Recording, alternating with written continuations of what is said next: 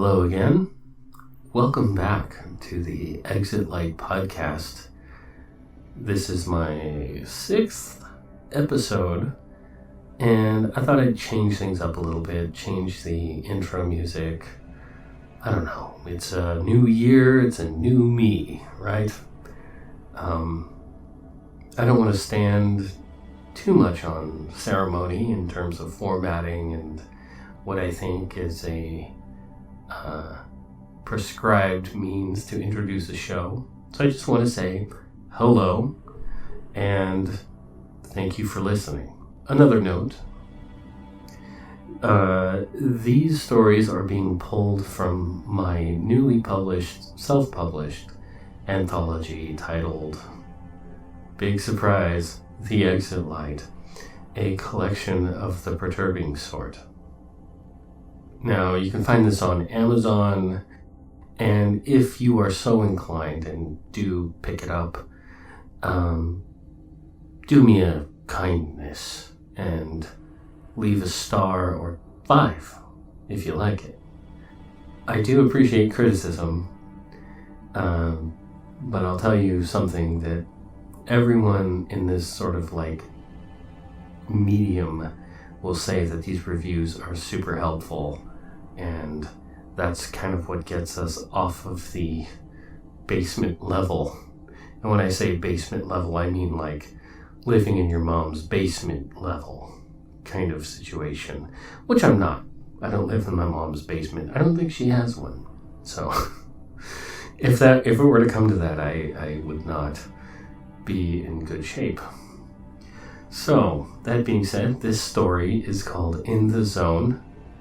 It is one of the 17 stories in my anthology, and some minor modifications have been made for audio. I didn't adapt it or anything, just kind of ad hoc'd it or ad-libbed it, whatever.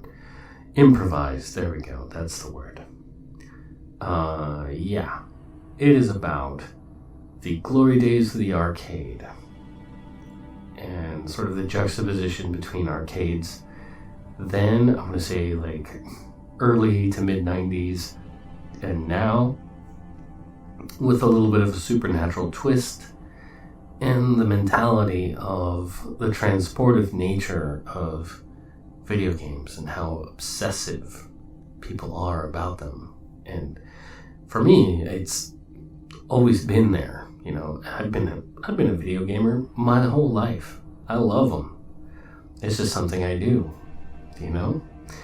And I'm sure a lot of people can relate with that.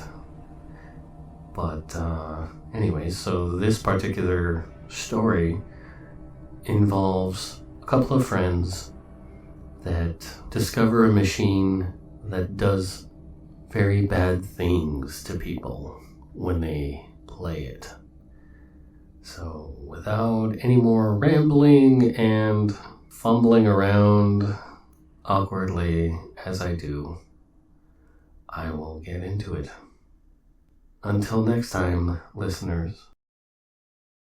When I was a kid, arcades were a thing.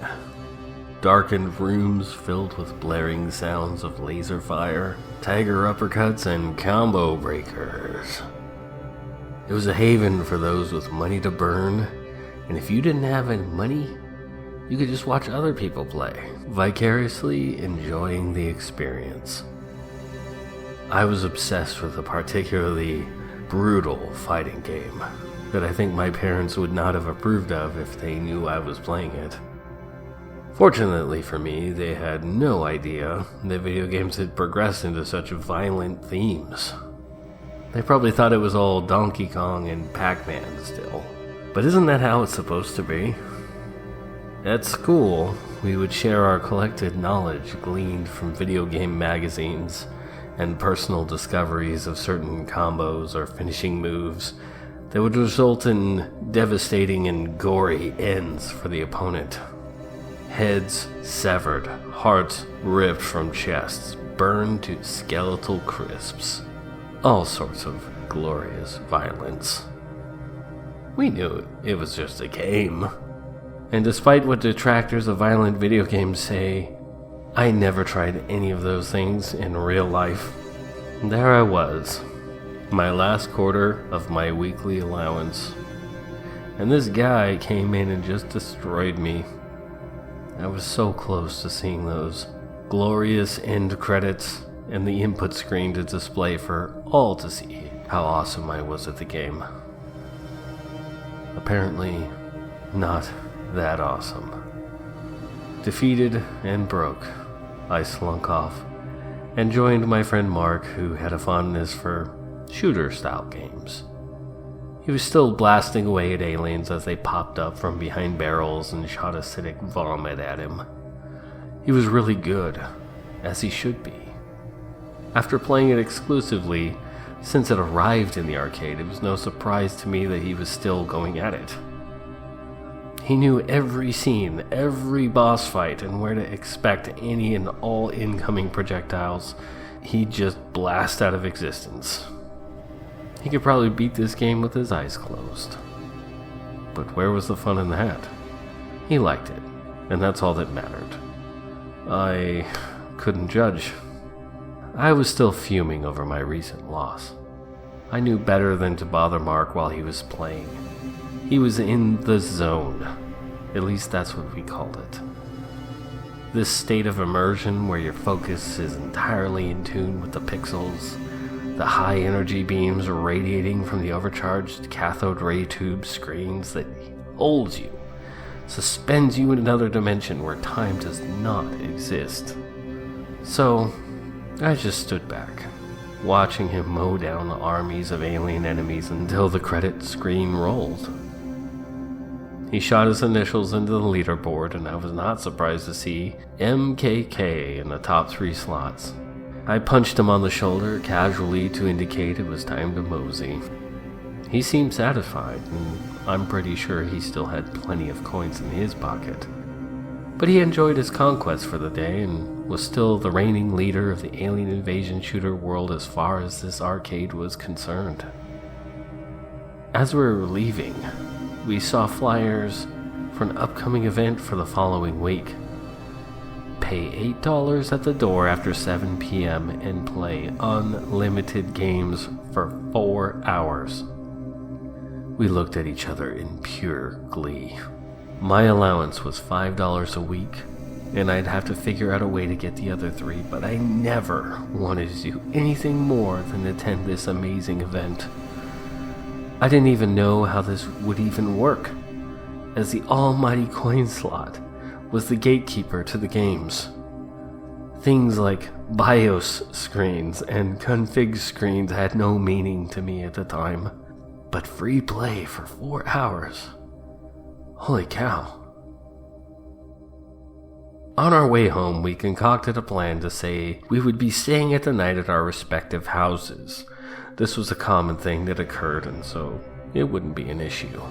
The problem was, where would we actually be sleeping after the event? It was a long walk home, so we had plenty of time to deliberate the last step in the deception. We could just ask to stay at our other friend Carl's house. But then, that wouldn't work because we'd be showing up near to midnight. And we agreed Carl's parents, who were total squares, would be suspicious of this and would demand to talk to our parents. That's when it struck me. We'd both just go to our homes in states of distress, claiming nightmares or some such BS, and that we wanted to sleep in our own beds. It would require some level of performance, but it seemed the only way to pull this off, unless we slept in a bush or something, which was the absolute last resort. What was certain was, we were doing this. As it was summer, I didn't have school, so I had a whole week to find a way to raise the $8 for the entry fee to what seemed like, in my mind, through the pearly gates of heaven itself. I offered to do extra chores around the house without trying to arouse any curiosity as to why I wanted a pay raise for the week. I mowed the lawn, front and back, washed my dad's car, did the dishes every day, and even banged on the neighbors' doors to ask if they needed any yard work I could do, and if they would kindly pay me for it. I managed to amass $12 that week. That left $4 I could use to buy a burger or something beforehand on what would be the best night of my life. The night of Free Play Friday, I left my house with a backpack stuffed with my jammies, a toothbrush, and toothpaste, clean change of undies, and socks. I met Mark halfway and he had a pack too. We grinned like conspirators as we stowed our packs beneath a bush before sprinting off into the dusk. It looked so much different at night than it did during the day. So much more alive with all the dancing neon light. It was an entirely different planet as far as I was concerned. And like two wayward spacemen landing on a far-flung planet, we approached the place that was so familiar, yet transformed with days passing. Not only did it look different, the entire process was different. Instead of the doors just there for anyone to open, there was a big burly guy standing there taking people's money and putting a stamp on their wrists before letting them in. We nudged each other as we stood in line in absolute excitement. Then something dawned on Mark, his eyes wide in horror. "What if they don't let us in?" he whispered. Now, this didn't occur to me at any point. I just saw a straight line from that instant I saw that flyer to this very moment, and nothing would get in the way of it. Not even this mini-boss with his huge arms and tattoos. Yet, I looked around and realized we were significantly shorter than the rest of the crowd in line, and some doubt crept into my overabundant optimism. I took out the flyer and did not see an age limit. I admonished Mark to just fly casual. He laughed, knowing exactly what I meant. We were up. The bouncer looked down at us like we were ants. He just held out his hand and we placed our crumpled bills into his massive paw, and he gestured for us to present our wrists. A cool pressure, end passage to Elysium, was stamped upon our wrists, and we were in. Laughing maniacally at the success of our plan, here it was. This was the moment we had vied for, schemed after, plotted like thieves. And if it was wrong, did we really give a shit what was right? Mark played games that did not involve shooting aliens, and I veered away from my obsession to give some attention to games that I would often pass by, but felt too frugal to take a chance on. The sheer freedom and variety was heady. I felt liberated in a way that I did not know was possible. Constrained by the amount of coins in your pocket dictated your choice of game, and now I was able to experience all of them at will. Yeah, this must be how the wealthy feel when they realize the world is their playground. On some level, it was the same. It was both darker and brighter at the same time. The screens were more vivid, the sound and music more furious. Despite the newfound abundance of choice, we gravitated to our usual spots. Me at my fighting game, and Mark at his alien shooter. After a while, we converged and were suddenly unsure of what to do for the next few hours. We meandered through the arcade, taking furtive shots at various games, not really vibing with them, and a feeling that directly contradicted our entire paradigm of video games encroached upon us. Boredom. Yeah. 2 12-year-old boys had become bored in an arcade. That was, until that very moment, inconceivable to us. We milled around, perhaps for the first time actually looking at the space with unobstructed vision. The carpet was shabby. The dusty, exposed duct pipes above looked old, painted dark to hide in the shadows. The magic of the arcade was rapidly fading until we saw the stairway that led up. We didn't know this arcade had an entirely different level. Excitement rose again and we went up. It must be a secret lair with all the new prototype gaming machines that had yet to hit the general game floor. If we saw the employees only sign, we paid it no attention. Curiosity compelled us beyond the familiar. It was a storage room. Lots of dusty cabinets and dead-looking pinball machines. Tarps covered most of them, and we realized this was not part of the event. It felt like a graveyard in there, with so many things usually alight and buzzing with life. These just sat in disuse, cold, inert, like corpses. Sounds of the arcade wafted up the stairwell, which was suddenly cut off, and it was deathly silent. The immediate feeling of being trapped seized us, and we went to the door to make sure if it was locked or not. It wasn't, but as I took a peek through it, I could see the back of a man standing right near it, and I let it close silently and gestured Mark back up the stairs. Of all the derelict and lifeless games, only one was exposed. There was nothing to indicate what sort of game it was, as the cabinet was a matte black, and only a single joystick adorned the panel. Curiosity piqued. We approached it, and as we did, the game turned on. The startup sequence was a series of code we could not decipher, let alone identify the characters that appeared in quick slides. After a few moments, the title screen rendered and displayed a single word in splatter font: Void. Below that flashed insistently: press the red button to play. Mark approached as if irresistibly drawn to it, and pressed the red button. For a moment, I could see his face reflected in the black curved surface of the cathode ray tube screen. His expression was blank, and I couldn't help but feel a creeping dread skitter across my nerves.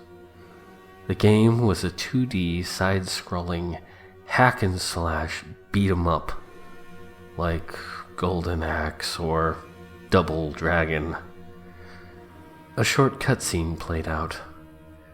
5 figures in dark robes holding candles, chanting in low resonant hums.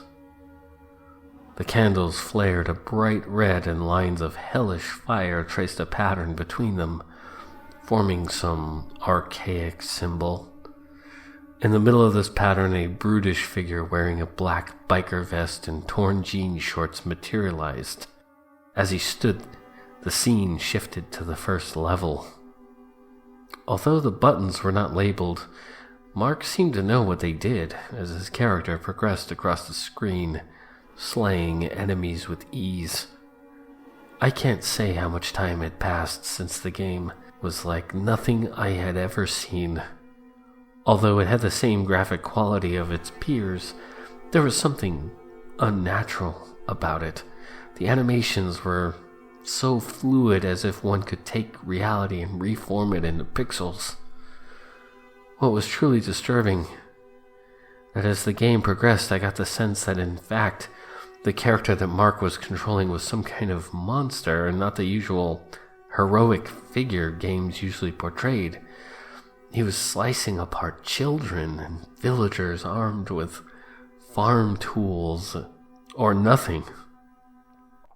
The screams coming from them as they were cut down were so realistic. His character relentlessly slaughtered the enemies, or were they victims? I was beginning to wonder, and to my horror, they began to drop their makeshift weapons and flee from him. The boss fight was a single enemy, armed with a large axe and clearly guarding a structure that looked like a church or a town hall. As Mark's character advanced, I could see faces peering out in fear from the windows as they fought. Watching Mark play other games, I knew this face. He was in the zone. His focus full on the experience, but this was more intense. Beads of sweat rolled down his brow, dripping like tears onto the console. When his avatar took a hit, I could see his body shudder as if he were feeling the blow. The fight didn't last long, and as the defeated enemy fell on his knees, he began to beg for mercy. I just watched in stunned silence. Without hesitation, Mark smashed the attack button, and in a spray of bright red pixels, the man was sliced in half from his head to his groin. Even though I had grown accustomed to such scenes in games, this disturbed me, and it quickly got worse. The gore-drenched figure barricaded the door, and with a sinister laugh, tossed a torch onto the roof. The building was ablaze in seconds. The screams coming from it ended after a torturous few minutes. The smile on his face was nothing short of malicious. A wide, rictus grin that glowed orange in the light of the scene before him. Something was happening to Mark. Something bad. I needed to get him away from this thing. I reached out to grab his shoulder, attempting to turn him away, but at the slightest touch he flailed out with a claw-like hand that raked across my cheek. Without even breaking his stare from the screen, he screamed at me to leave him alone as I fell back, tears of pain and shock burning my eyes. Furious, I hurried to the back of the cabinet looking for the cable with the intent to just rip it from the wall, but there was nothing but an empty hole where the power cord would be. I could only stare in disbelief as my brain struggled to comprehend how this was even possible. My stupor was broken shortly by a strange buzzing coming from the screen side of the cabinet. And what I saw nearly broke my mind. It was just for a split second, but in that flash I saw a foot sinking through and into the strobing screen. Mark had gone into the game. The only evidence that he was even there at all was a single shoe hanging from the joystick by its neatly tied laces. I could not bear to remain another second, so I ran. I ran home in a state of such distress that my parents did not even question why, and simply did their best to calm me down. The adults all concocted a rational explanation for that night's events, and my friend Mark had become relegated to milk carton status, a statistic, a passing tragedy. At some point that narrative eclipsed my own and the whole thing faded into distant abstract memory, until yesterday, that is. I was sent out to fix a breaker box at one of those trendy new places that appeal to the 80s generation. You know, the kind of place that features vintage arcade games and ample booze. The box was in the back of a large storage room that was lined with rows of silent arcade machines. My flashlight beams trembled as it panned back and forth, casting shadows on the walls, wavering like encroaching phantoms. Memories of that terrible night were converging on me like a host of skittering rodents, compelling me to move faster. Frantically, I waved the light around, searching with rising panic until I saw it, right where the manager said it would be. Determined to get this over with quickly, I squeezed between two cabinets, and once through the gap I took a single step only to find myself unable to move. My tool bag was caught on something. Turning to face the offending protrusion, I could see very plainly that the strap of my bag somehow looped over the joystick of a very familiar machine. For a short, frantic moment, I fumbled with the flashlight and strap combination until I was free. I gave the machine a wary glance before turning away towards my goal, getting about 3 feet before it flared to life. Its light was throwing a long shadow in front of me that appeared to dance in shifting hues. My veins filled with ice water, and despite every brain cell shrieking, "No!" I turned back to face it. It was the same machine. It was the same machine that I saw devour my friend all of those years ago. It had to be. Overwhelming curiosity and a sense of grim duty forced me to approach it. A synth-driven dirge began to play as it proceeded through its opening credits, and as the main character rendered, I held back a scream. It wasn't the same character. Not exactly. Instead of torn-up jean shorts and a leather biker vest, it was wearing a printed tee and checkered board shorts. The detail that sent me off running, without even finishing the job, was that he was missing one of his shoes.